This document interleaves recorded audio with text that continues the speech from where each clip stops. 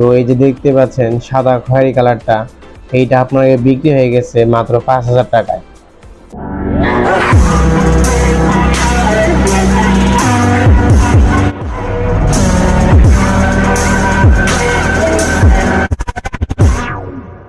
Hi everyone, আসসালামু আলাইকুম। আমি ইয়াসিন সরকার আদর। Welcome to my new blog. চলে আসলাম আপনাদের জন্য নতুন একটা ভিডিও নিয়ে। আর আজকে আমরা যাচ্ছি মৌচাক জামালপুর 4 সড়ক গরু ছাগলের হাটে। তো চলুন যাওয়া যাক। আর অবশেষে আমরা হাটে চলে এসেছি। এই হাটটা হলো আপনার রাস্তার সাথেই। এই হাটটা আপনার গিয়ে সকাল 9টা থেকে বিকাল 5টা কি সন্ধ্যা পর্যন্ত থাকে।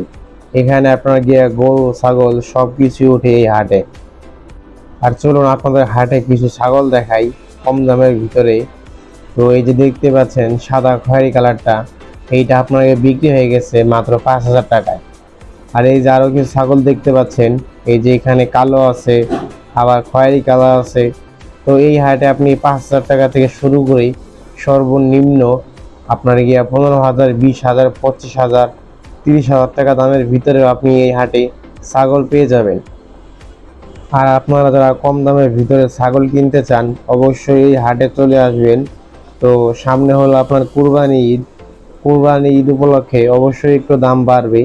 তো আপনারা যদি কেউ ছাগল কিনতে চান কুরবানি উপলক্ষে, তাহলে অবশ্যই কুরবানির আগ দিয়ে এখান থেকে ছাগল খুব কম দামে পেয়ে যাবেন এবং এখানকার ছাগলগুলাও অনেক ভালো। তো আপনারা চাইলে এই হাট থেকে আপনারা ছাগল কিনতে পারবেন।